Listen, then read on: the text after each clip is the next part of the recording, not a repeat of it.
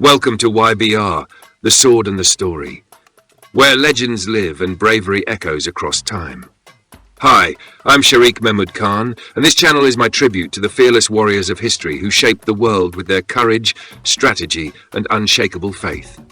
YBR stands for Yasser, Basil, and Rawa, the names of my children and the inspiration behind this mission to preserve and share the true tales of bravery from every corner of the globe. Here, we don't just tell stories, we breathe life into the legends of Khalid ibn al-Walid, Salahuddin Ayyubi, Tipu Sultan, and many more. Real stories, real heroes, real history. If you believe courage should never be forgotten, then you're in the right place. Like, comment, share, subscribe, and join me in this journey through the swords and stories that changed the world. We bring you new real stories every midnight, except Sundays. Now, the story begins. Part 1. The grandson of the Prophet ﷺ name, a mission. Imam Hussain, a name not merely remembered in history, but etched into the soul of truth itself.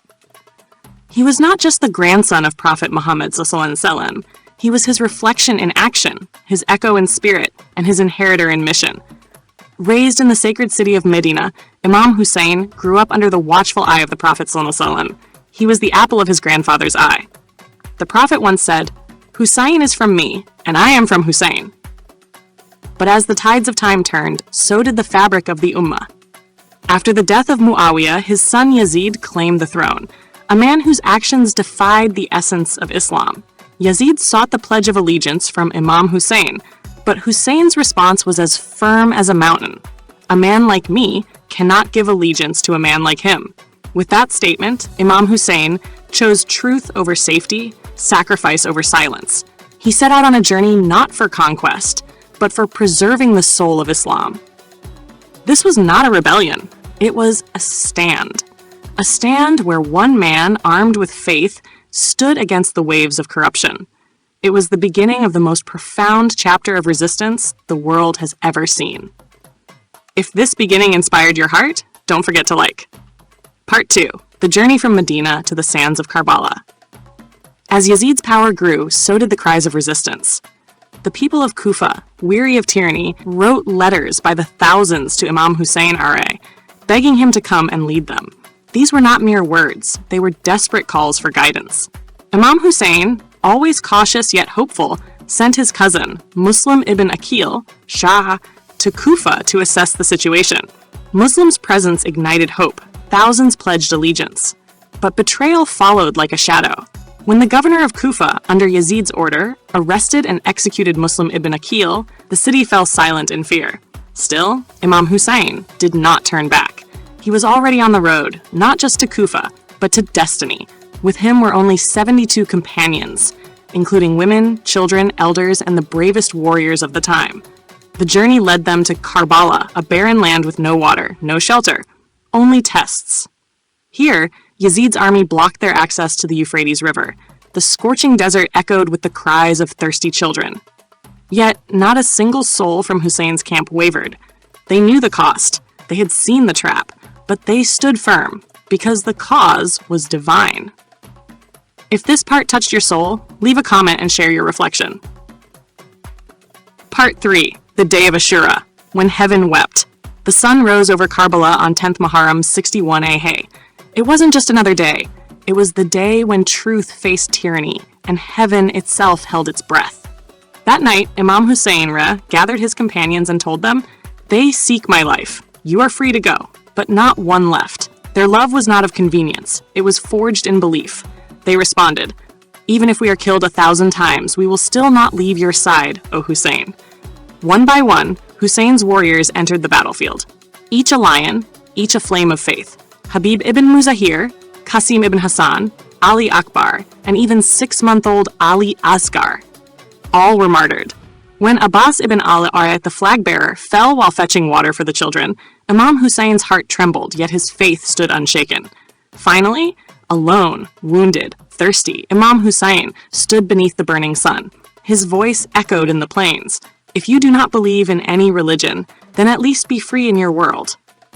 Then, as arrows rained and swords struck, the grandson of the Prophet ﷺ, fell in sujration. His head was severed, but his message was eternal. If you feel the weight of this moment, share this part with others. Let the world remember what Karbala truly was.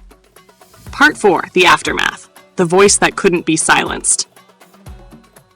The body of Imam Hussain R.A. lay on the sands, headless, but majestic in martyrdom. But Yazid's cruelty didn't stop there. The women and children were chained, and the survivors, led by Sayyida Zainab, were taken captive. In the court of Yazid, surrounded by enemies, Sayyida Zainab stood tall and declared, "We saw nothing but beauty. Hussein was destined to rise." She was the voice of Karbala, the strength of patience, the roar of defiance. Her sermons shook the throne of Yazid. The false caliph was exposed. What he had hoped to suppress now spread like fire, igniting hearts from Kufa to Damascus, from the deserts of Arabia to the mountains of Persia. Had achieved what no sword could. He awakened the Ummah. Karbala wasn't just a battlefield, it was a mirror for every soul. And Zainab R.A. ensured that mirror would never gather dust. If you believe this message must never fade, subscribe and carry the torch. Part 5. Karbala lives on in hearts that dare. Karbala is not over, because injustice still exists, and so does the legacy of Hussein R.A. His message doesn't belong to a single sect, time, or land. It belongs to every free soul. Imam Hussain didn't just die, he rose. He planted a seed that still blooms in the hearts of those who choose courage over comfort, justice over silence. Karbala teaches us, when truth calls, stand, even if you stand alone. When oppression reigns, resist, even if it costs everything. And when faith is at stake, sacrifice becomes salvation.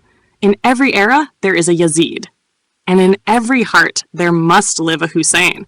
Hussein did not leave behind palaces or armies. He left a revolution of conscience. And that revolution lives on. In you, in me, in every soul that refuses to kneel to injustice. If you want this message to echo through generations, tap the bell icon. Let your soul awaken every time truth calls. And as the dust settles on this tale of bravery and valor, remember, the legend doesn't end here. If you want to hear more stories of fearless warriors, unshakable courage, and timeless battles, then like, comment, share, and subscribe to continue the journey. And don't forget to tap the bell, so you can be the first to hear the next legendary tale. We bring you new real stories every midnight, except Sundays.